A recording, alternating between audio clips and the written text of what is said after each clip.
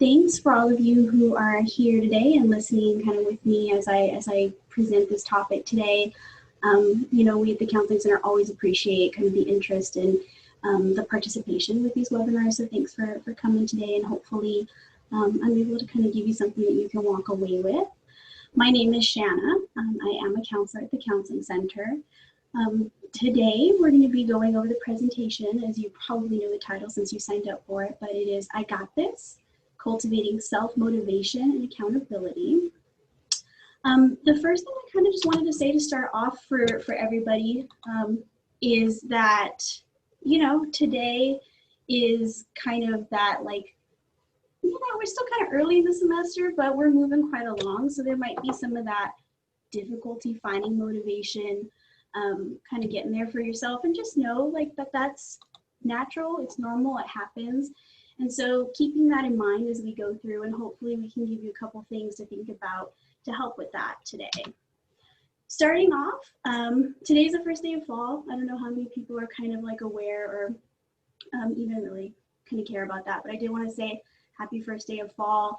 I think there's something kind of appropriate about the fact that this particular webinar on motivation and accountability was just by chance scheduled on the first day of fall, because changes in seasons, changes in months, weeks, days are often things that people can draw on for motivation. So you think of things like New Year's resolutions, that's kind of a passage of time each year and can signify something that can bring about motivation for new behaviors, new changes. And so the weather is changing, the season is changing, and it just seems kind of interestingly appropriate that we happen to be doing this on the first day of fall. That being said, we'll kind of get straight into the content and the reason we came here today. And we'll start with some of those obligatory kind of definitions, right? When we want to talk about a topic, it's important to even know what we're talking about and what exactly we're referencing. So what are motivation and accountability? When I talk about self-motivation, when I say motivation, what am I referring to? Well, motivation is just kind of that umbrella term, and it's really used to describe all of those kind of physical as well as psychological processes that start a behavior. So when we want to begin something, we want to start doing something differently, motivation, self-motivation kicks in, and that kind of covers that, but also maintain a behavior, right? So sometimes we're in the midst of doing something and we kind of need that push, that drive to continue, and self-motivation kind of is part of that as well. And on the same token, sometimes stopping a behavior. There are a number of behaviors or things that when we take inventory, we recognize we need motivation to kind of quit those, to kind of cut them out because maybe they're not helpful, maybe they're not meeting the needs that we intend them to meet. So motivation can also be a piece of stopping a behavior as well. So when we think about motivation, we're just encompassing all of those different aspects of the way that we do things, continue to do things, and the way that we stop things as we need to. Accountability is really, very, very interwoven with that. And it really involves the obligation or really the willingness to accept those responsibilities for our actions, for the things that we need to do or the things that we need to take on. So basically, to be self-accountable, it means to be answerable for our obligations and our duties. We can be motivated, but if we're not accountable, then we're not kind of attending to what we need to do because we're not being answerable and taking those things off. And we can be accountable without being motivated. But if we have the two together, then that's when we find kind of that best balance and synergy for our behaviors and to meet the needs that we kind of attend to every day. So as I reference motivation and accountability, kind of think about those definitions and how they apply to you. When we think about motivators and we speak about using self-motivation, something that is important to think about and a place to start, there are different types of motivators. So two that we're going to talk about today, we're going to talk about external and internal motivators. Really the reason to kind of address those or talk about them or even know what they are is because understanding these motivators, it can really help bring in and bring up that self-motivation for ourselves. If we can understand motivators, these way that we can look at them, use them, then those can be applied to our own self-motivation. So talking first about external motivators. External motivation It's any reason that we do work or that we complete a task, other than the fact that we just like it or it just brings us joy. So it's something separate from kind of what we feel when we do the work itself. So it's anything that we are promised or that somebody's going to give us or that the environment will provide if we complete a task or if we engage in work. So kind of the easiest and like most kind of off the top of your head external motivator is a paycheck, right? So a paycheck is something that is provided. We go to work, we get motivated by the fact that that external motivator of a paycheck will be coming our way. Another kind of really applicable and kind of, again, kind of off the top of your head, external motivators, grades.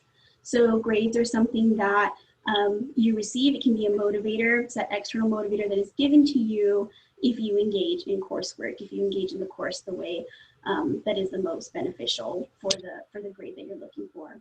So again, external motivators, anything that isn't kind of internal, anything that's not about you and the way you feel, but more about what you'll receive if you do that task.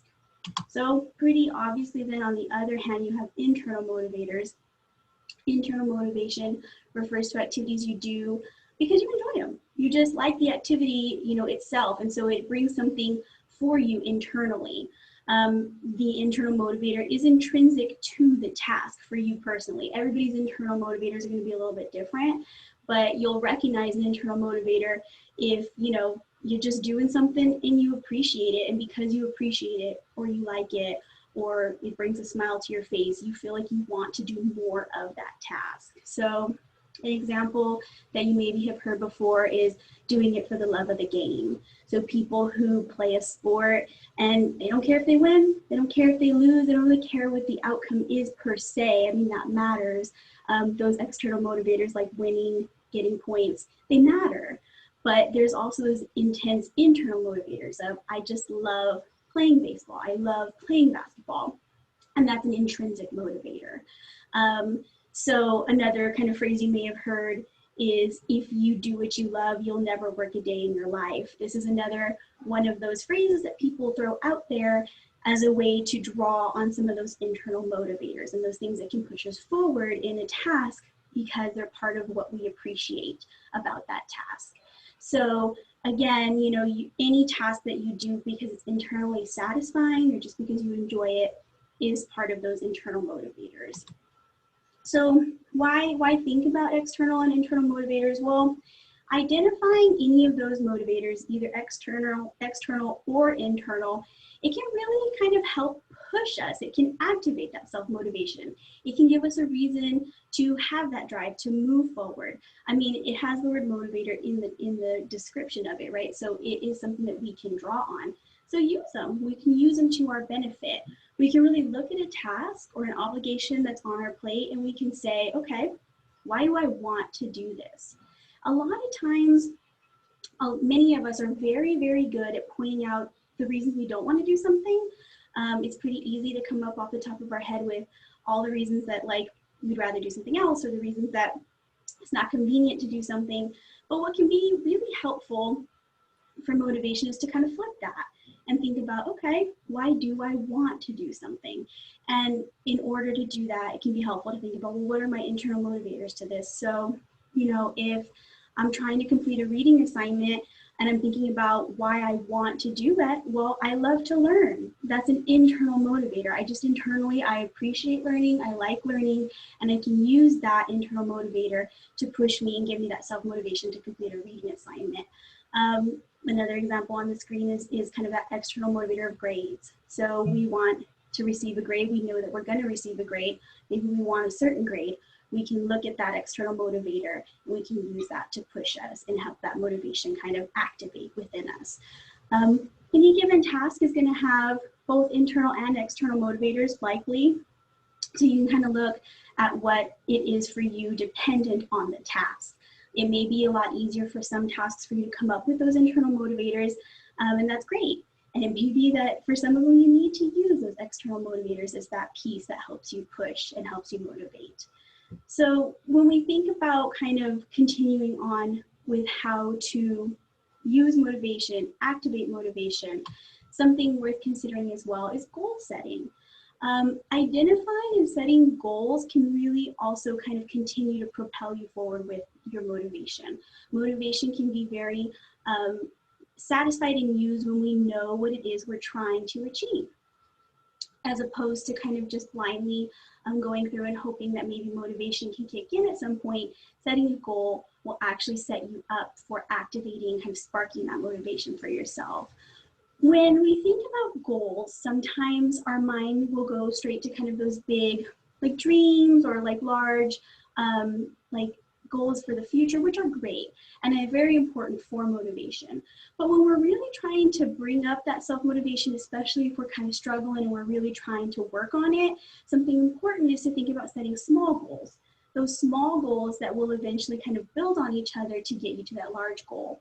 Focusing on the small goals can really help bring that motivation out in the moment and help you focus that and channel that. So when we are setting goals for motivational purposes, it's great if they're small, concrete, and they're tailored to what we need specifically in the moment. So a beautiful acronym that's been created in a way to kind of mold your goals, those small concrete goals, is something called SMART goals.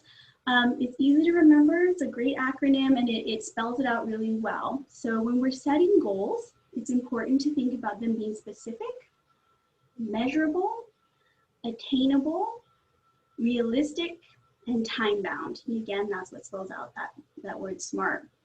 I'm gonna give you an example, a way to think about this. So I'm gonna pull kind of on getting healthy, because that's one that people think about pretty frequently. It comes up for people as something that they want a little bit of motivation. They want to motivate themselves in that area sometimes. So if a person says to themselves, I kind of want to get healthy, well, that's a very broad kind of overarching goal. So we want to think about making a SMART goal in that area. All right, so starting with specific. If I just want to get healthy, that's great, but where am I going to narrow it down to? Okay, I want to be more physically healthy. That's more specific. But with a SMART goal, we want to get really, really specific.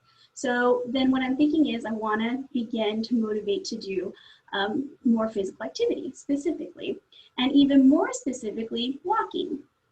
So very specific, it's kind of taking it from this, overarching idea and like really bringing it down and honing it in to make it specific. So then we want it to be measurable. What that means is we want to be able to gauge it. You want to be able to know if you're meeting what you set. So, quantitatively, qualitatively, however, just make it measurable. So in other words, with my example, I want to start walking. I want this to be measurable. So what I want to do, I want to make sure I'm walking 3 times a week. That's measurable. I can count. I can even make a to-do list and I can check mark every day that I walk. So that's measurable. Attainable. Is 3 days a week attainable? I have to stop and think to myself. For some people, 7 days a week is completely attainable and achievable. For others, that may not be. And so we have to really think for ourselves. This has nothing to do with anybody else. It's all about us and what we need when we're setting our SMART goals. So that's where you think, is 3 days achievable? Is it attainable? Okay, well, I have class, I work, I have a social life. 3 days out of 7 days, that seems attainable, it seems achievable. So you're planning it in a way that's suitable and it's individualized. Again, so you really have to think about your own needs. And you have to remember that there isn't a one size fits all, there isn't a one rule fits all when you're creating these SMART goals. So again, it's not about what others are doing. It's not even about what you've done in the past. It's about what is appropriate and attainable for you now. So there may even be a need for flexibility. Maybe you had done things differently previously, but right now what works and what's achievable is, like in this example, 3 days a week. And that could change in the future as well. Realistic, is it realistic? That's where you step back and say, and attainable and realistic go together. So for me personally, is 3 days a week, taking a walk, realistic? Yes, it is. It fits well in my schedule. It's something I can do. Do I need to think about changing anything to make it realistic? So do I need to think about having a partner walk with me to help make it more realistic? Because I know that I'm more likely to do something if I have somebody with me. So just thinking about those pieces. They're practical goals in this way. When we're being realistic, they're planned in a way that would be easy to implement for us personally. Because we're not just trying to come up with a plan, but we're really trying to help ourselves execute it. That's really the whole point. And then they're time bound. So this is where you think about how an element of time, let's be honest, a deadline is often a good motivator. So setting ourselves like a time-bound idea can be very helpful with SMART goals. And so I already kind of have a time-bound idea in the example of 3 days a week, but getting even more specific, 3 days a week for how long? How much time do I really have on those 3 days a week? Well, I have 40 minutes. I know I have 40 minutes from 5 to 5:40 because I have a class at 6. And so that gives me enough time to transition into class. So narrowing it down in that way as well, the time of how long will it be. And then the other piece of the time bound is how long am I going to do this goal for before I reassess. So I say, okay, I've got this specific idea. I'm going to walk 3 times a week. It's measurable. I can count the 3 times. It's going to be for 40 minutes each of those days. That's attainable. It's achievable for me. It's realistic. And I'm going to do it for 2 weeks. And I'm going to measure it. I'm going to keep track of it. I'm going to notice how many times I do it. Do I need to tweak it? And then I'm going to reevaluate at the 2-week period and see, do I need to change my SMART goal? Is my SMART goal right on point? Do I need to extend it a little bit longer and keep it going? Again, all of this is just to make sure that the SMART goal is working for you. SMART goals work, I use the idea of exercise or physical activity, but works with studying. It works with our social life, kind of making sure that we're incorporating social life so it doesn't end up on the back burner. So we can be very specific, like I'm going to call my best friend, I'm going to call once a week. Is that attainable and realistic? Yes, I believe I can do it. Looking at my schedule, I can fit it in, and it's time bound. It's time bound. I'm going to do it once a week. I'm going to pay attention. I'm going to have a day I'm going to do it on. So thinking about how we can put SMART goals into the many different areas of our life, because motivation, while school is a big piece of motivation being important, motivation is a part of every aspect of our life. And so using SMART goals in different ways and finding the ways that it works for you can be really beneficial. So self-efficacy is kind of that next area that I wanted to talk about. And self-efficacy is, I'm going to give you kind of a more concrete definition, but you can think of it as building confidence, being self-assured, believing you can do something, so really believing in yourself. I want to just preface this part by saying for some people that part comes very naturally. For others, you need to practice a little more, and that's okay. So just paying attention to ourselves, where is my self-efficacy and how can I kind of pay attention to that? And where do I need to practice it, or where does it come naturally to me? But self-efficacy as like a term and what it means, you can't talk about it without giving a shout out to the famous psychologist Albert Bandura, who came up with the term and identified that self-efficacy refers to an individual's beliefs in their capacity, their own capacity to execute behaviors, those behaviors that are necessary to produce specific performance or attainment. So basically, kind of easier said, self-efficacy is about confidence. It's about the belief in our own ability to exert control over our own circumstances. So our belief that we can control our own motivation, our belief that we can control our own behavior and our own social environment, and our belief that we can do so in a way that is what we need in the moment. And so it is for our own attainment that we have the ability to do so. So when you think about self-efficacy, it's kind of a really important piece, and it's worth mentioning that it's an important piece of academics. And research has shown that self-efficacy and the beliefs that we have in ourselves and our own ability, those are very powerful, and they do have a lot of influence on our achievement in academics. So, one thing to think about, and one thing that was found kind of in research, is that the higher a student's self-efficacy, so the more that they believe that they can achieve, they believe that they can do it, so the higher their sense of self-efficacy, the more effort that they put into the things that they're doing, the more that they'll persist, even through difficult times, the more resilience that they show, and oftentimes the more serenity that they experience kind of as they move through tasks. Thinking more kind of just like more information just about self-efficacy and why it's kind of important for us to build it and to think about where we're at with our own sense of self-efficacy. Students who engage in activities oftentimes they will engage more wholeheartedly, and they'll even just engage at all in tasks where they feel competent. So building our sense of competence, building our sense of self-efficacy and belief that we can do it will motivate us to actually participate in tasks, in obligations. Whereas when we don't feel as competent, oftentimes we as people will sometimes avoid altogether and not do the task at all, because we don't have that self-efficacy to feel like we can get through it. So it is important. It can be very helpful. Confident students tend to approach difficult tasks as challenges to be mastered, as opposed to kind of seeing it as something too difficult to achieve or too difficult to try and avoiding it. They'll look at a task and say, that looks hard, but I believe I can do it.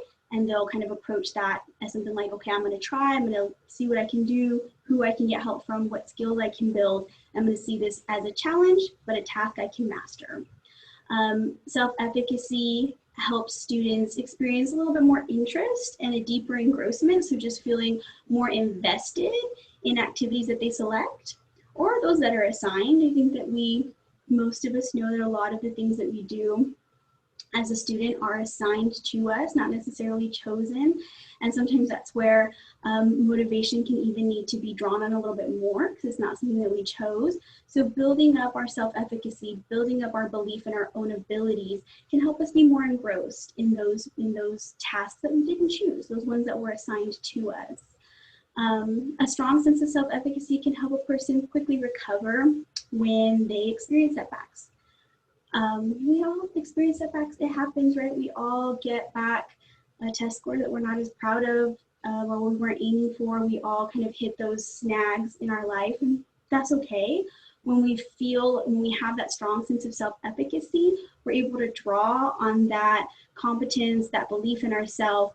And instead of looking at those failures as being about us or about who we are, we can look at them as something about the environment, something about the experience, and something that we can change. They're external from us. So I can gain skills, I can get tutoring, I can seek help, I can learn, I can grow, I can do all these things in order to overcome this setback, as opposed to kind of retreating into taking kind of self-blame or some of those other ways that sometimes individuals may react to a setback. And so self-efficacy can really help us persevere through setbacks. So all that, like, well, how do we build it? So some nice ways to think about building self-efficacy.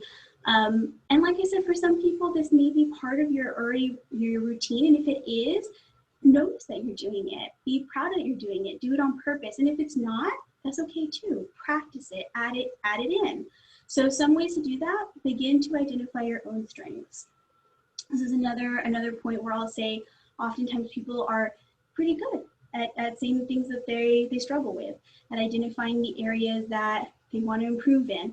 That's okay. You know, it's good to know where we want to improve, but we also want to focus on the things that we're already doing well. What are my strengths? Where am I thriving?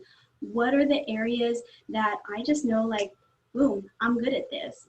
And write it down. Pay attention to it. Remind yourself of your strengths in moments where you need to, like, build your confidence, where you need that motivation. Pull on, like, what are my strengths? What are my strengths in this situation? We all have a lot of different strengths. We have academic strengths, we have social strengths, we have personal strengths. We have many different strengths that we don't focus on or think about all the time. So take some time, think about them. That's a way to start to build some of that self-efficacy. Also, practice some positive self-talk. Instead of kind of being hard on ourselves or telling ourselves some of those more negative things, flip that. Practice telling ourselves, like, I am good at this. I am strong in this area. I did great today. When I spoke to that person, I was very eloquent. And when I completed that paper, I did a great job. Speak positively to ourselves and use affirmations. Sometimes affirmations get a bad rap as being corny, and maybe sometimes they are, but they can also be very helpful. Using affirmations, positive quotes, pick out some quotes from some people that you respect pick out some quotes from your mom or your brother or your best friend or a professor that you've heard that kind of like really affirmed you, and remind yourself of them. Tell yourself those affirmations regularly. Maybe write them down, put them on your mirror, keep them in a book so that when you open that book, that affirmation is there and you can remind yourself of it and kind of really take that in. Another thing is really acknowledge your own accomplishments. So accomplishments can be big. They can be things like awards, they can be things like that, and that's important. Acknowledge those, really acknowledge those, celebrate those, but acknowledge the little accomplishments too. Every single day we have accomplishments, every day. Notice them. Say to yourself, like, wow, I accomplished whatever. Sometimes, you know, getting up and brushing our hair, that's an accomplishment to be like, well, I did that. I brushed my hair and I'm ready to go to school. It can be that, or it can be, I completed this paper that I had set my SMART goals to complete, and I did that. If you do it, don't just go, well, I finished that, move on. Take a minute, breathe it in, notice those accomplishments. Maybe tell somebody about it too. Kind of share in that with somebody. So acknowledge those accomplishments. And then one that some people have a lot of problems with or have a little bit of difficulty with is take a compliment, accept it. If your professor tells you that you did great on a paper, instead of telling yourself like, oh, whatever, I could have tried harder, just say, cool, wow, the professor thought I did really well on this paper. Take that in, accept that compliment. Somebody tells you that you look really nice today, take that in, accept that compliment. Kind of really resonate, let it resonate with you. So those are some ways to just build some of that self-efficacy, build that competence, notice what you're good at, pay attention to it, practice what you're good at, build competence in different areas, and let that self-efficacy be something that can motivate you when you need it to. Going into accountability, you know, accountability works hand in hand with motivation, so it's intertwined with all the things that I've already mentioned. In order to even be motivated, to draw on self-motivation, we rely on accountability because, as I said at the beginning, to be self-accountable, it means to be answerable for our own obligations and our own duties in our life. We can't really get motivated if we don't even kind of know what we need to do, or if we're not even taking responsibility for our own behaviors, our own actions, and our obligations. So accountability is part of that. Some ways to think about practicing accountability, using accountability alongside with these motivational ideas is, you know, have clear expectations for yourself. Know what you expect of yourself in any given circumstance, in any given situation or obligation. Know what you want from yourself in that moment. Know your own capabilities and strengths. Like we said before, recognize your strengths, recognize how they apply to each circumstance and use them. Sometimes we know we have strengths, but we don't necessarily apply them, or we think we have a strength, you know, in our social area, and we don't see how that might apply to our academic area. And there may be a way to apply those strengths. So know them, know your capabilities, recognize your strengths, but use them, put them into practice, and use them in the different settings with the different obligations that you have. Set concrete milestones for yourself. Have a planner. Set reminders on your phone. Have concrete milestones. Know what you want to achieve. Know when you want to achieve it. And then adjust that as necessary. So if we have those concrete milestones, we can also monitor our progress. So monitor your progress, reflect on your successes, acknowledge your setbacks, tweak as needed, shift, change what you need to as you go. Have that flexibility with yourself. If we're monitoring, if we're checking in, then we're able to be flexible and make changes in the way that's the best for us, and that helps us continue to stay motivated and to stay accountable for ourselves. And then reward yourself. Reward yourself accordingly. For different people, rewards are different. So for some people, a reward is calling a friend and, you know, sharing in a success. For others, it's having a cup of tea.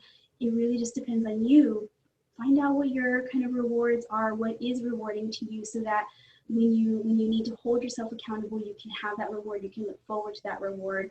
And then, you know, when needed, implement consequences. And this is certainly by no means suggesting be hard on yourself or beat yourself up. What it really is just noticing, you know, if we're monitoring our own progress and we're noticing that there have been some setbacks, then we might need to kind of implement today maybe I don't watch an episode of The Office. Maybe I use those 30 minutes to catch up on a reading assignment that I need to be accountable for.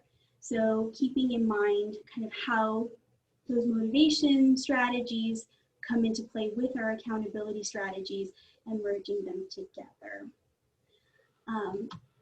That being said, that covers kind of the content of what I wanted to make sure that I shared related to motivation, related to accountability. And this is just kind of a place where I want to also just mention, remember that the Counseling Center at Texas State, we're here, we're available. Motivation, accountability, very natural, like I said, but if we're noticing that it's a little bit more of a struggle, we're able to handle on our own and we need to reach out to somebody, then know that the Counseling Center is available. But even if it's not related to counseling, just know that like our website is here. You can get more information about our services and what we offer, but we also have a lot of self-help resources there. There's a ton of resources available. Every webinar we've ever done is available. So if it seems like it could be beneficial, just check out the Texas State Counseling Center website at counselingcenter.txstate.edu and keep that in mind. Now is a place for me to look at some of the questions. We don't have a ton of time, but I want to be able to kind of go through some of the questions and see, what maybe people are wondering, if there's anything that I could address at this time. If you have any questions, feel free to type them into the Q&A function as opposed to the chat function. So, if there's anything, feel free to ask. It looks like there hasn't necessarily been anything up to this point. So if you've got anything, shoot it in. But if there are no questions, I just want to leave you with kind of the idea that using these different pieces of motivation, practicing for yourself, finding what works for you, tweaking as necessary. Everybody's a little different. You all know yourselves better than I know you, so you know kind of what way each of these things we talked about will fit for you and what maybe you kind of need to change, work with, practice, and how to make it fit into your life and how to help yourself with that motivation. So using these ideas in the way that fits best for you.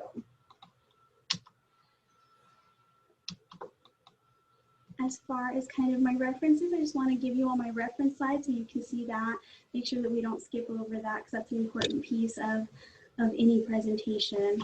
And I just want to say thanks for joining me. I appreciate, I hope that there was kind of something to take away. And even if you come and you take away, one small thing, just know that, one small thing is a good thing.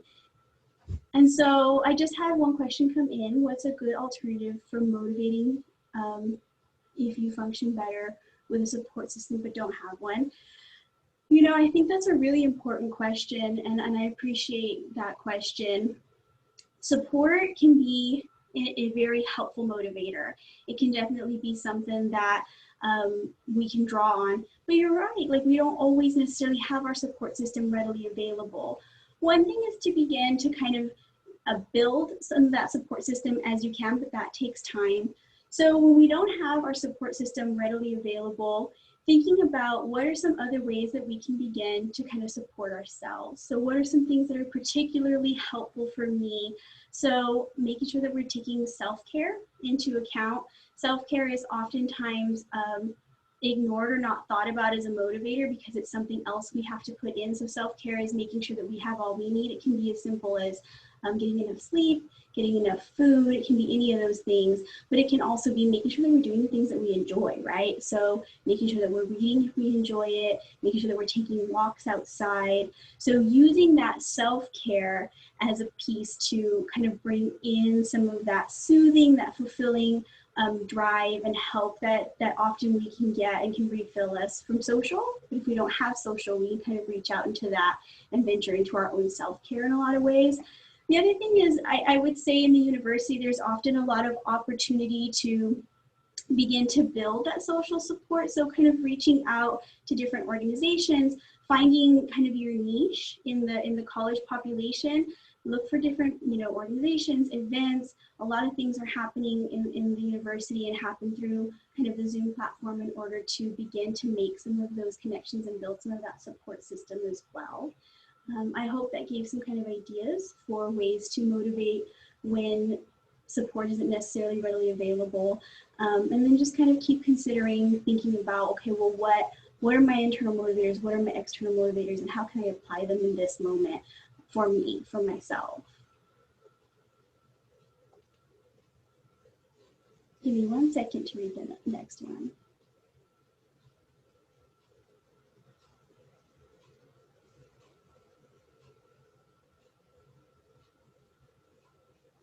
So the next question is really, really, I think, very important. And this is one that I think is kind of like, you have to experiment for yourself. That's what I'm saying. A lot of the things are very helpful, and we have to experiment about how to implement them for ourselves. So this person asked, there are times when I know I got to get stuff done, and I've thought about my external and internal motivators, but I still find myself procrastinating.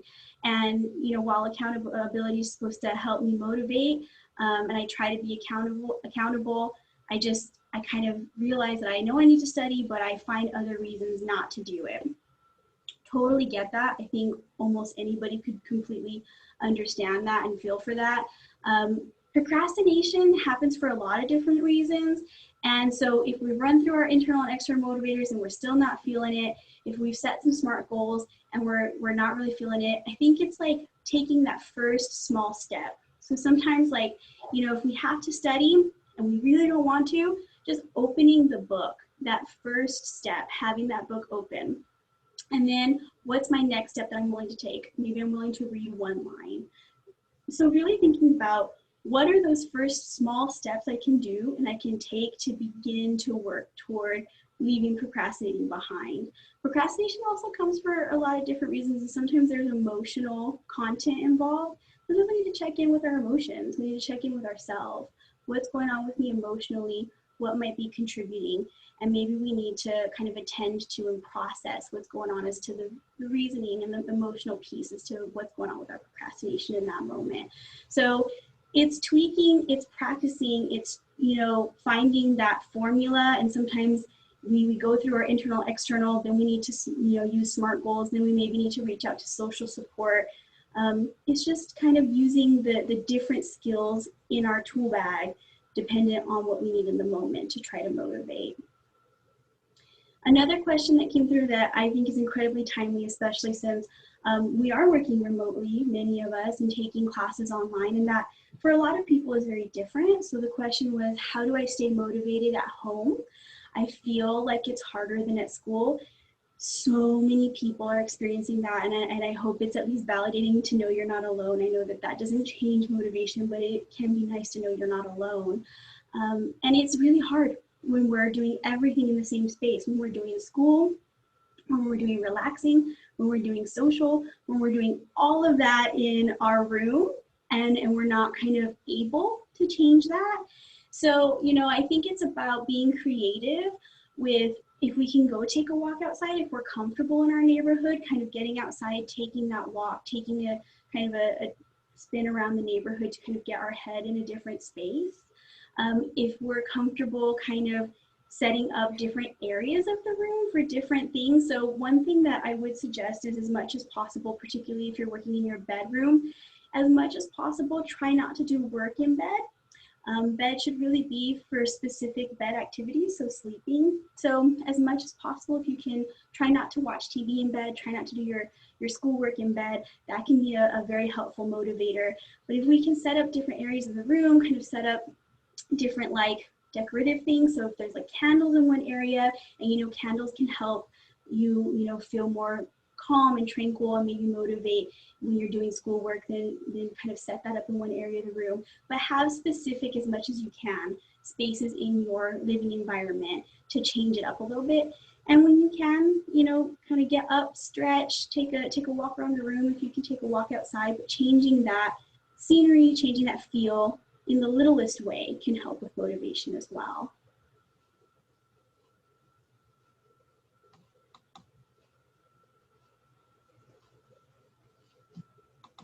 Let's see if there's anything coming up before we wrap up.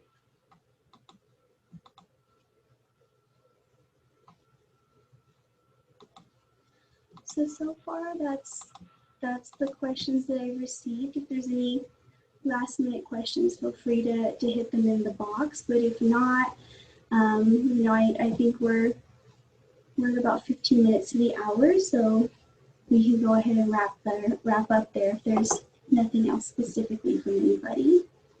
I'll give it kind of a minute in case anybody has anything they want to get into the Q&A box real quick.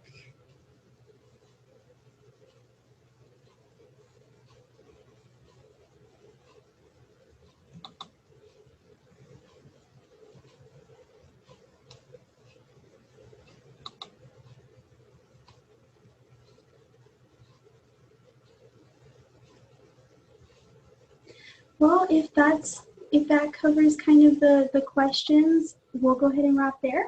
I'll end it there. I appreciate you all, you know, coming and listening today, and I hope that there's something you could take away from it. Again, remember to visit the Counseling Center website for find any resources that we have there that might be beneficial. Thanks so much. You all have a great rest of your day and a wonderful semester, and again, happy fall.